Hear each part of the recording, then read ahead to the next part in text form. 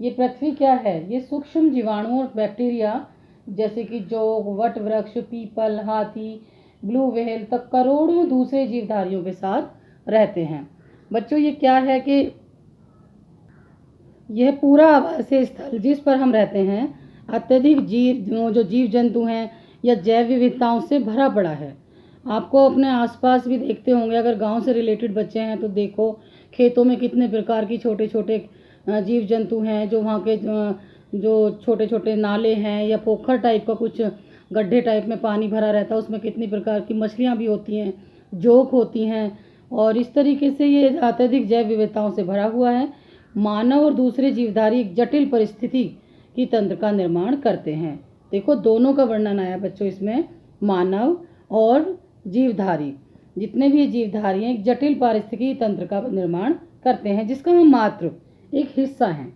हम वो प्रकृति ने हमें जो दिया है हम उस पर अपना जीवन निर्भर करते हैं, लेकिन इसका एकमात्र हम सिर्फ जरिया हैं। हम ऐसा नहीं है कि हम प्रकृति को मनुष्य बनाता, नहीं। जो प्रकृति है, जो जीवधारी हैं वो प्राकृतिक रूप से ही पैदा होते हैं। आर्टिफिशियली ऐसा कुछ हमें प्रकृति से नहीं मिला है, सब कुछ प्राकृतिक रूप से ही मिला है। इसके अस्तित्व, अपने अस्तित्व के लिए इसके विभिन्न तत्वों पर निर्भर करते हैं, जैसे कि वायु जिसमें हम सांस लेते हैं, जैसे कि जो तो आपका पानी है पीने का जिसको हम पीते हैं, जिसके बगैर हम जीवित नहीं रह सकते। अनाज उगाने के लिए जैसे मिट्टी, मृदा है, वो हमें कोई बाहर से हमने आर्टिफिशियल थोड़ी बनाई है, वो हमें प्रकृति से ही प्राप्त हुई है।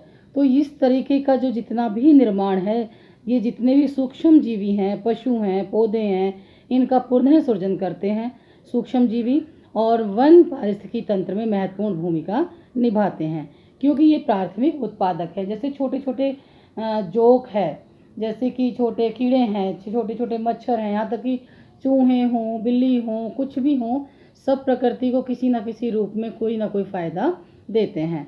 तो वो निर्माण इस तरीके से करते हैं, एक तरीके का जो प्रकृति के साथ वो सामंजस्य बिठाकर चलते हैं और महत्वपूर्ण भूमिका निभाते हैं, क्योंकि ये प्राथमिक उत्पादक हैं जिन पर दूसरे सभी जीव निर्भर करते हैं।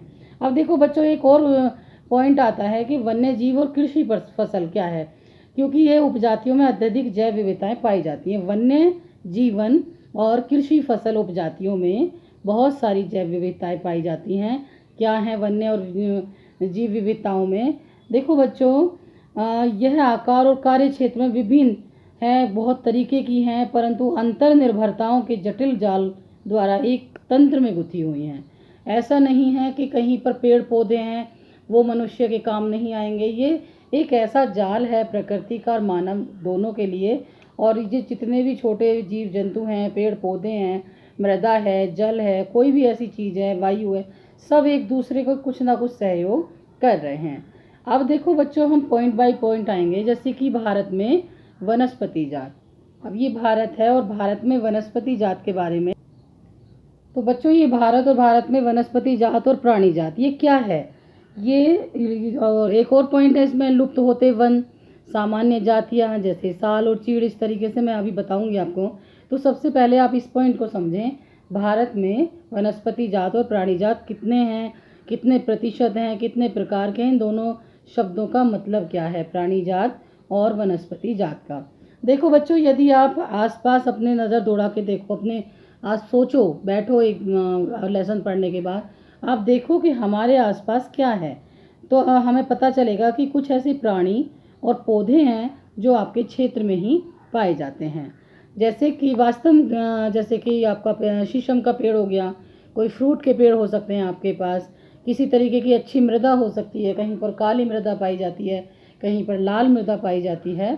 तो जैसे महाराष्ट्र में काली मृदा पाई जाती है, इस तरीके से गुजरात में रेतीली मृदा ज़्यादा पाई जाती है, राजस्थान में तो ये जितने भी, उत्तर प्रदेश में जो है जलोढ़ मृदा ज़्यादा पाई जाती है। तो ये आसपास जहाँ के भी बच्चे आप ये वीडियो देख रहे हैं तो वहाँ देखेंगे हमारे आसपास के क्षेत्रों का वन्य जीव संसाधन क्या हैं। तो उसके बाद आप देखेंगे कि कुछ ऐसे प्राणी और पौधे हैं जो आपके क्षेत्र में ही पाए जाते हैं।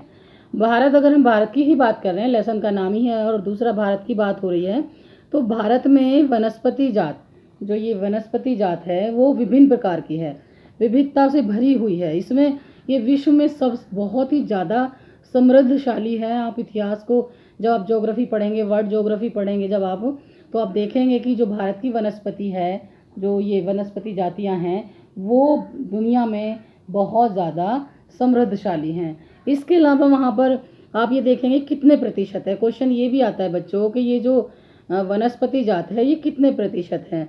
तो ये जो यहाँ का विश्व की जो सारी जैव उपजातियों का अगर हम देखें वो निकाल के परसेंटेज, तो 8% की संख्या में निकलती हैं, जिसका जो लगभग 16 लाख पाई जाती है। 16 लाख प्रकार की प्रजातियाँ हमारे देश में पाई जाती हैं, यानी भारत में वनस्पति जात पाई जाती हैं। बच्चों एक और होता है कि आपको ये भी क्वेश्चन आ जाते हैं कि इसको एक्सप्लेन कीजिए, तो थोड़ा सा समझा देती हूँ। ये अभी कुछ तो इसमें ऐसी प्रजातियाँ हैं जो खोजी जाने वाली हैं, कुछ ऐसी प्रजातियाँ हैं जो कि हमें प्राप्त हो चुकी हैं कुछ, और इसके अलावा हमने पहले भी पढ़ा था, आपने देखा होगा 9th क्लास में और 8th क्लास में भी आपने पढ़ा होगा संसाधनों के बारे में, जैव संसाधनों के बारे में। वो छोटे स्तर पर होता है, जैसे कि वन्य जीवन संसाधनों के क्षेत्रों और किस्सों के बारे में हमने पहले भी पढ़ा है। जो बच्चे अपना ज्योग्राफी पढ़ रहे हैं ठीक से, अगर तुम्हें ध्यान हो, और इसीलिए मैं हमेशा कहती हूँ कि आप अपना को रिलेट कीजिए पहली वाली क्लास से जो आप छोड़ कर आए हैं और आगे आने वाली क्लास में, क्योंकि दोनों का रिलेशन बुक का एक थोड़ा बहुत ही बदलता है, सेम सा ही होता है। तो ये जो जीव संसाधनों के क्षेत्रफल और किस्सों के बारे में हमने पढ़ाया था, आपने सोचा होगा कि इन संसाधनों को आप दैनिक जीवन का क्या महत्व है।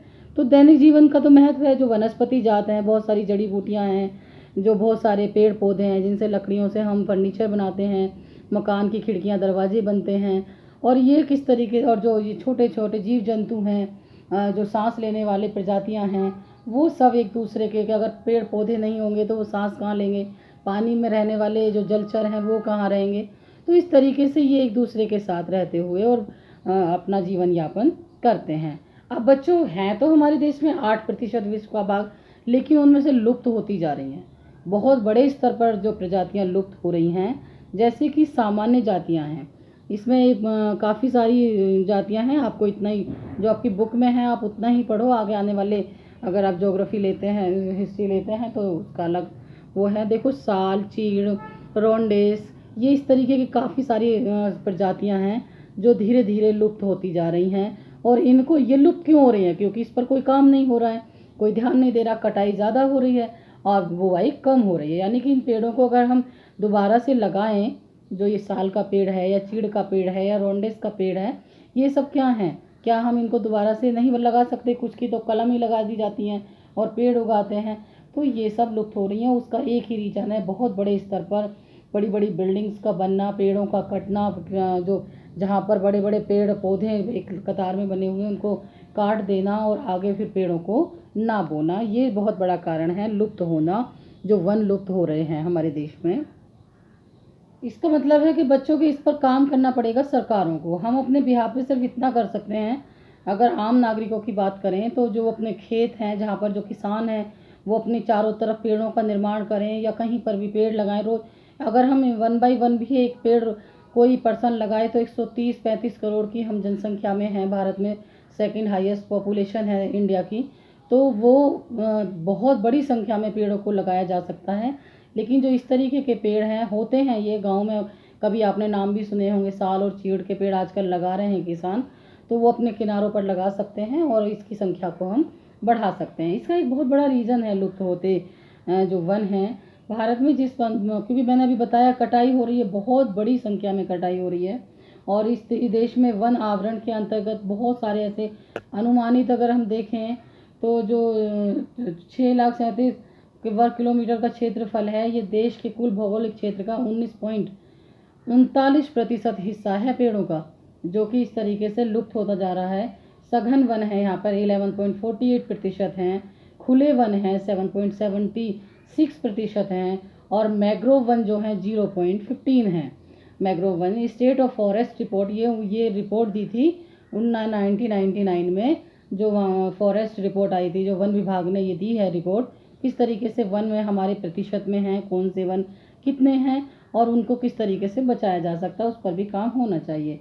फिर एक और रिपोर्ट आई 1997 में सघन वनों का क्षेत्रफल जो था 10,98,000 वर्ग किलोमीटर की वृद्धि हुई है। यानी इस बीच में वृद्धि भी हुई है, ऐसा नहीं है कि सिर्फ कटे ही हैं, परंतु वन क्षेत्र में यह वृद्धि विभिन्न संगठनों द्वारा वृक्षारोपण से हुई है। वही मैंने बोला कि अगर हम अपने किसान जो हैं वो बहुत बड़े बड़े फार्मर्स होते हैं, वो अपने खेतों में लगाएं, हम लोग भी कहीं ना कहीं पेड़ लगाएं।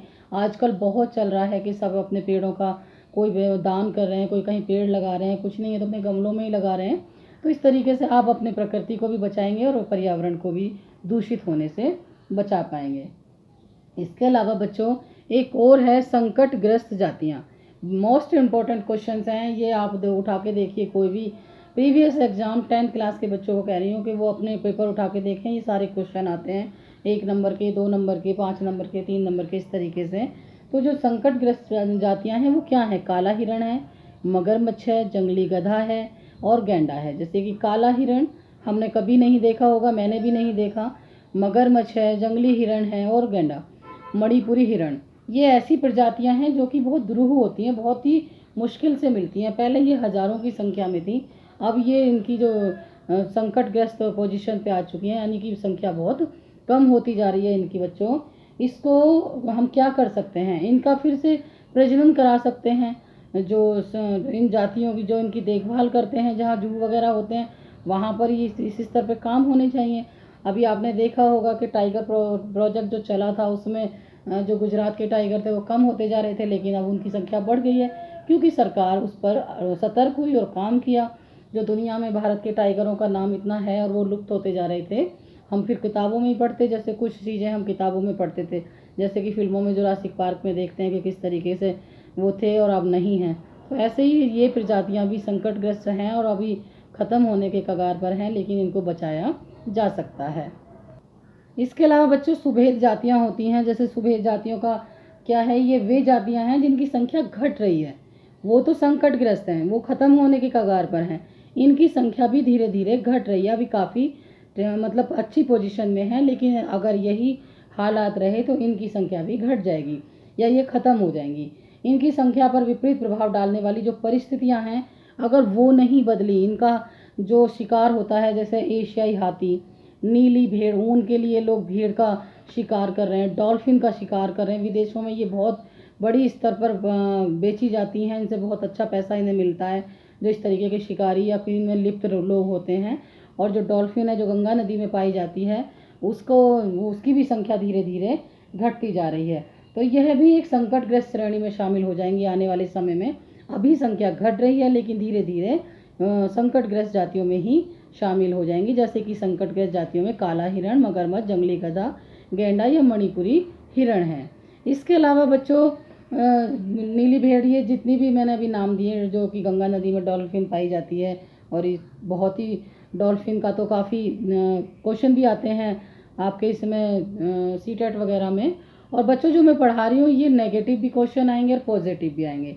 इनके क्वेश्चन आपको ये भी पूछा जा सकता है कि कुछ ऐसे सुझाव दीजिए या कुछ ऐसे कारण बताइए जो इनको बचाया जा सके या इनके ऊपर इनकी जो संख्या है घट रही है उसको बढ़ाया जा सके।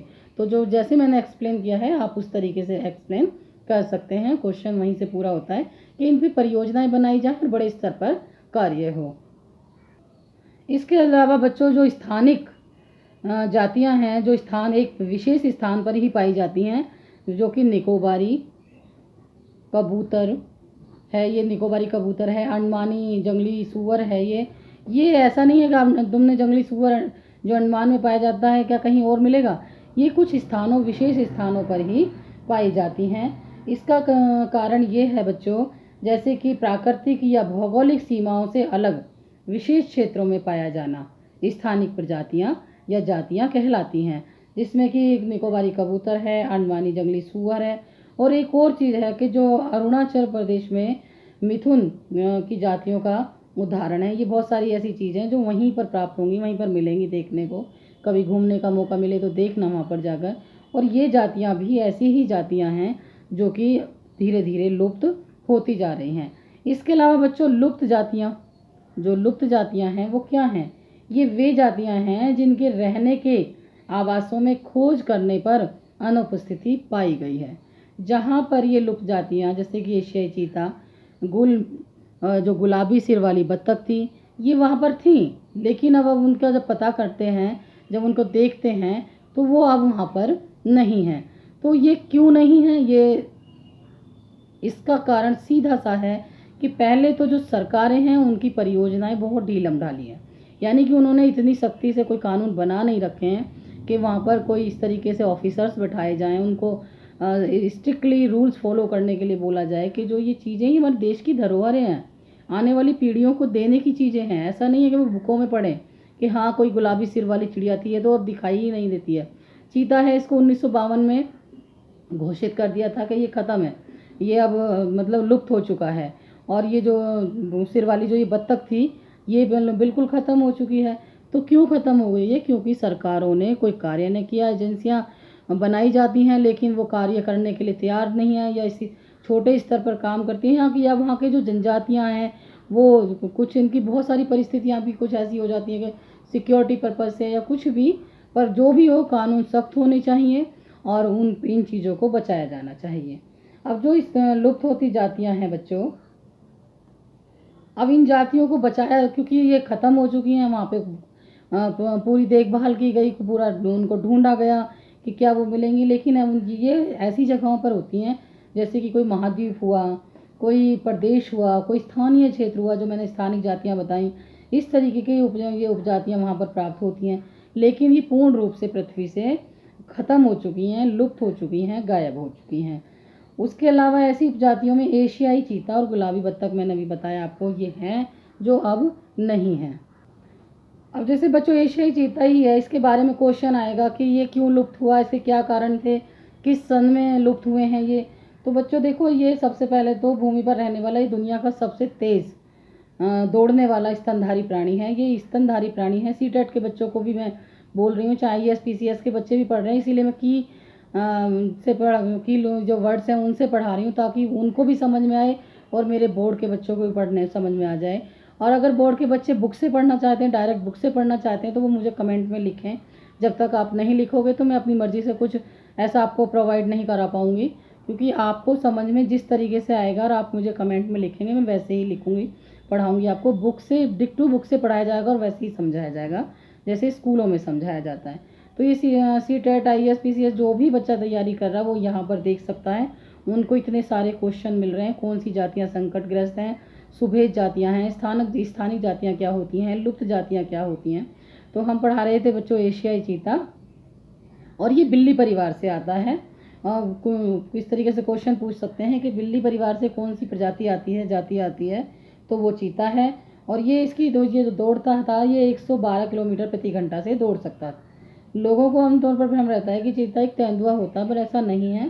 तो इसके अलावा देखो बच्चों, इसका जो जब इसको घोषित किया गया था भारत में, ये 1952 में ये घोषित कर दिया गया था कि ये पूरी तरीके से लुप्त हो चुका है, एशियाई चीता। अब आप सोचो 1952 में जब हम आज़ाद हुए थे उसके 3 साल बाद ही ये घोषणा कर दी गई थी कि एशियाई चीता लुप्त हो गया। उसका भी एक बहुत बड़ा रीज़न है कि जो आपके देश में जो उपनिवेशी कंपनियां आई थी, जो भारत में शासन कर रहे थे अंग्रेज, उन्होंने जो जंगल काटे थे, आप 10th क्लास में पढ़ रहे हैं तो हिस्ट्री में आप पढ़ेंगे, हिस्ट्री के अंदर, कि उन्होंने किस तरीके से जो आदिवासी इलाके थे, जो जंगली इलाके थे, उनको बड़े स्तर पर काटा। और उस कटाई की वजह से क्योंकि ये जंगलों में ही रहेंगे, इस तरीके के इलाकों में सीधे सीधे जहाँ पानी होगा, जहाँ जंगल होंगे, छुपने की जगह होगी, शिकार करने की जगह होगी, तो वहाँ वो जगहें ख़त्म होती चली गई और इस तरीके से चीता भी लुप्त होता चला गया। इसके अलावा बच्चों आप देखोगे कि जो हिमालयन यव है, ये क्या है? ये एक औषधीय पेड़ है जिसे चीड़ का एक सदाबहार वन कहते हैं, जो हिमाचल अरुणाचल प्रदेश में पाया जाता है। जो अरुणाचल प्रदेश है वहाँ पर पाया जाता है और हिमाचल में पाया जाता है। और इसको बहुत इसकी दवाई बनाई जाती है, कैंसर की दवाई बनाई जाती है।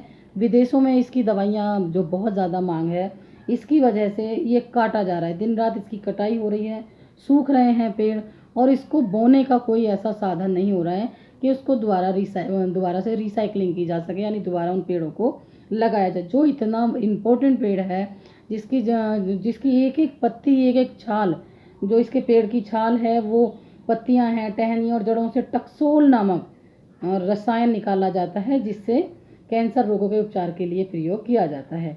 इससे बनाई गई दवाई विश्व में देखो बच्चों, पूरे विश्व में खरीदी जाती हैं। जो देश हैं, और सबसे अधिक बिकने वाली दवाई है जो कि हिमालयन यव पेड़ से, यानी चीड़ का जो पेड़ है उससे बनाई जाती हैं। और इसका अध्ययन बहुत ज़्यादा बड़े स्तर पर निष्कासन हो रहा है, क्योंकि कैंसर एक ऐसी बीमारी है जो कि एक रोग, एक महामारी की तरह ही फैलती जा रही है, धीरे धीरे छोटे छोटे बच्चों में भी विकसित होती जा रही है। तो इसका प्रयोग उस दवाई में होता है, और इसलिए ये भी एक तरीके से लुप्त होने के कगार पर है। तो बच्चों, मैंने आज आपको पढ़ाया वन्य एवं वन्य जीव संसाधन। अगर आपको अच्छा लगा तो प्लीज़ शेयर कर दीजिए, सब्सक्राइब कर लीजिए और बेल आइकॉन को भी प्रेस कर दें, ताकि आपको नोटिफिकेशन पहुंच सके। और सबसे बड़ी बात है, देखो बच्चों, कि मैं तभी आपको आगे पढ़ा पाऊंगी जब आप मुझे कमेंट करेंगे, इसको वीडियो को थोड़ा लाइक भी कर दें, कि हमें भी मोटिवेशन मिलता है। वरना तो ऐसा लगता है कि शायद कोई वीडियो देख ही नहीं रहा है। हालांकि मुझे काफ़ी सपोर्ट मिल रहा है, उसके लिए आप सभी का बहुत बहुत धन्यवाद। धन्यवाद।